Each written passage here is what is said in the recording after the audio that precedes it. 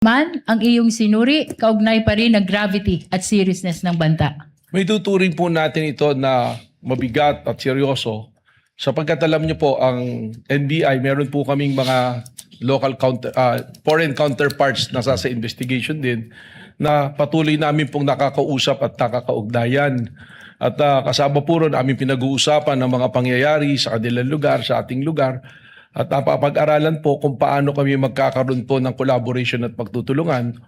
At kung saan po sa amin pong pakikipag-usap rito ay atin pong napag-usapan ang tungkol po sa ginawang pagbabanta ng Pangulo, ng pangalawang Pangulo sa ating Pangulo. At lumalabas po sa aming mga usapan na sinasabi na ito ay seryoso na pagbabanta. At sinabi pa nga na kung sa kanilang jurisdiction ito nangyari, maaaring hanggang ngayon, nakakulong ang nagbanta na Vice Presidente o maaaring natanggal na sa pwesto ang Vice Presidente na nagbanta sa Pangulo. Maraming salamat sa iyong paglilinaw kaugnay ng gravity at seriousness. Puntahan natin yung pangatlong batayan, identity. Mr. Witness, ano ang inyong sinuri kung mayroon man kaugnay ng identity ng pinagmumula ng banta? Ito naman po ay malinaw na na-establish na ng identity at hindi naman po ito itinanggi. Paulit-ulit naman na inamin na ang nagbanta, ang nakumausap ng papatay ay ang ating pong Vice Presidente na si Vice President Sara Duterte. Bukod sa Vice Presidente Sara Duterte na tinukoy mong pagkakakilanlan ng nagbanta, ano pa o sino pa kung mayroon man, Mr. Witness, ang inyong sinuri dito sa pag-aaral ng identity o pagkakakilanlan?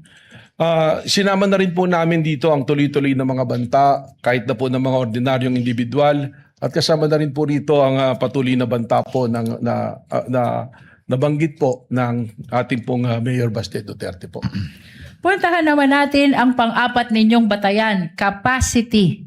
Ano ang inyong mga sinuri kaugnay ng capacity to execute threat? Unang-una po namin tiningnan sa capacity o kapasidad ng nagturan ng pagbabanta o pakikipag-usap nga sa pagpatay. Alam naman po natin ang Vice Presidente may malawak na network. At alam po natin na matagal ding nangungulang Pangulo ang kanyang ama po. At sila po regionally ay sila rin kinikilala dyan po sa Davao. Ibig sabihin po marami po silang network na maaari ding ibilang natin dito yung mga men in uniforms sa Philippine military po natin, sa kapulisan. Ito po ay ating ipinactor in na kasama po doon sa kapasidad na kayang gawin po ang kanyang sinabing pagpapapatay. Binanggit mo ang network ng dating Pangulo, ganun din na ang ama ay dating Pangulo. Binanggit mo ang network ng Vice Presidente. Ano pa ang inyong sinuri kung mayroon man kaugnay pa rin ang capacity ng pinagmumula ng banta? Alam po natin at kanina nabanggit ko na yung pagiging kasama sa pagtatatag ng Davao Death Squad at alam naman natin kung ano ang kakayahan ng Death Squad na pumatay ng mga tao through AJK. Ibig sabihin po, pag ating itong ibinilang, kasama po ito sa kapasidad ng ating Vice Presidente na maisagawa po ang kanyang plano. At bukod sa inyong pagsusuri dito sa Davao Death Squad, ano pa kung mayroon man ang inyong sinuri kaugnay pa rin ng capacity ng nagbanta? It is also public record. Nakikita naman natin po sa mga balita ng mga Duterte maraming pag-aari ng mga baril at alam din naman po natin na they are well connected financially para matustusan o may sagawa ang kanya pong plano na pagpatay po sa Pangulong Duterte. Bukod sa binanggit mong pag-aaring baril at financial connections, Mr. Witness, ano pa kung mayroon pa ang iyong sinuri kaugnay pa rin ng capacity ng nagbanta? Karugtong po rito yung Vice Presidential Security Group, yung BPSG na tinatawag natin, na alam natin na sa ngayon ay napakarami pong membro na isang tawag lang ng ating Vice Presidente ay nandyan para tubugon po sa kanya pong mga instructions. Mr. Witness, puntahan natin ang panglima ninyong batayan. Motive or intention. Ano ang inyong mga sinuri kung mayroon man kaugnay ng motive at intention ng nagbanta? Unang-una po, at nasasad naman ito sa ating pong batas, sa ating konstitusyon, na kung ang Pangulo ng Pilipinas ay mawawala, mamamatay, ang susunod po na uupo by succession ay ang Vice Presidente. So pumapasok po ito sa motibo at sa intensyon. Bukod sa ang Vice Presidente, ang papalit kung mawawala ang Presidente, ano pa ang inyong sinuri kung mayroon man, kaugnay pa rin ang motive at intention ng nagbanta. Dito na po namin sinundan yung tinatawag namin na sunod-sunod at magkakaugnay na pattern na nangyayari. At kaya po namin paulit-ulit na sinasabi na ang banta sa Pangulo ay banta sa ating national security sapagat nakikita po natin na it's creating chaos, yung kakaroon po ng kaguluhan, sunod-sunod po na pagtuligsa sa gobyerno at yung mga ordinaryong mamamayan na nga po makikita natin patuloy pong nagbabanta sa Pangulo. Katunayan, marami po kaming monitoring sa social media ng mga banta namin pong sinusundan sa seguridad po ng ating Pangulo. Maraming salamat sa iyong paglilinaw sa 5 batayan na inyong ginamit kaugnay ng investigasyon ng Special Task Force. Kanina'y binanggit mo na maging ang ordinaryong mga tao ay nagbabanta na rin sa buhay ng Presidente. Objection, Your Honor. May we know the question? Allow Your Honor, the I'm just counsel to finish. She is not I'm yet laying the finished. basis. Binanggit mo na maging ang ordinaryong tao ay nagbabanta na rin sa buhay ng Pangulo.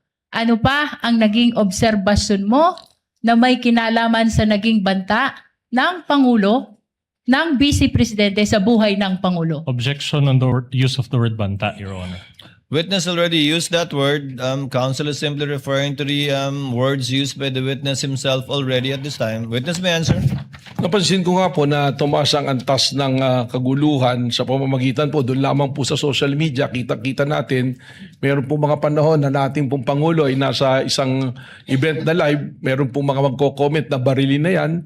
Meron pong mga video na nakuha ng ating CCD na mayroong nagkakasa ng baril at ang reference din po ay isang bala lang to sa ulo ng presidente. So yan po yung kapansin-pansin na nagdudulot sa atin ng panganib sa ating Pangulo at sa ating pong pambansang seguridad. Pagkatapos ng mga nabanggit mong obserbasyon sa inyong investigasyon, ano ang inyong ginawa sa Special Task Force kaugnay pa rin ang inyong investigasyon sa banta ng Vice Presidente sa buhay ng Pangulo? Malinaw po ang mandato ng Special Task Force at ang mandato po nito ay patuloy na bantayan ang seguridad po ng ating Pangulo. At hindi lamang po para bantayan ang seguridad ng Pangulo, kundi hanapin at ma-identify kung sino ang kinausap ng Vice Presidente para po patayin ang ating Pangulo. Binanggit mo na bahagi ng inyong ginawa ay hanapin ang taong kinausap ng Pangulo. Ano ang inyong napag-alaman, kung mayroon man, kaugnay ng tao na kinausap ng Vice Presidente upang patayin ang Pangulo, ang First Lady at ang former Speaker? Sa ngayon po, ang aming pong investigasyon at ang task force is a continuing and active investigation of the threat to the President. Meron po tayong mga leads natin pong sinusundan at katunayan, we already have established persons of interest na maaaring makapagturo o tumukoy dun sa taong kinausap ng ating Vice Presidente o maaaring isa rito sa tinatawag nating persons of interest ang siyang talagang nakausap ng Vice Presidente.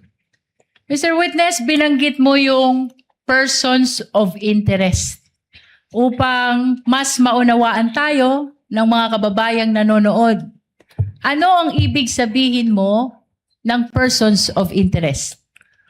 Ang ibig sabihin po nito, itong mga taong ito ay maaaring magbigay linaw o makapagturo sa identity ng taong kinausap o sa pangyayari ng pag-uusap o yun nga po, maaaring sila mismo ang nandoon or sila mismo ang kinausap. Kaya po ito tinatawag na persons of interest. Hindi po nangangahulugan na sila na mismo ang kinausap gaya ng aking pong sinabi. Kaugnay pa rin ang binanggit mo na mayroon ng persons of interest. Mr. Witness, ano ang pagkakakilanlan ng mga persons of interest na tinukoy mo? Respectfully, Mr. Presiding Officer, kinalulungkot ko po pero sa aking pong katatayuan bilang NBI Director, hindi ko po maaaring isiwalat ang pagkakakilanlan o pagkatao ng ating mga persons of interest na ito Sapagat gaya ng aking sinabi, this is a continuing and an open investigation po sa nangyari po na pagkontrata sa pagpatay sa ating Pangulo. Mr. Witness, matagal nang iniintay ng sambayanan kung sino ang taong kinausap ng Vice Presidente. As a matter of fact, maging ang ating iginagalang na mga senator judges ay nagtatanong din kaugnay ng pagkakakilanlan ng taong kinausap ng Presidente. Ano ang dahilan, kung mayroon man? Bakit mo sinasabi, Vice President? Bakit mo sinasabi na hindi ito pwedeng i-disclose o isa publiko itong mga persons of interest na tinukoy mo? Alam po ninyo, maraming kadahilanan. Tayo po ay nasa law enforcement. Kapag ang ganito pong bagay na it's an open and continuing investigation ay ating isisiwalat,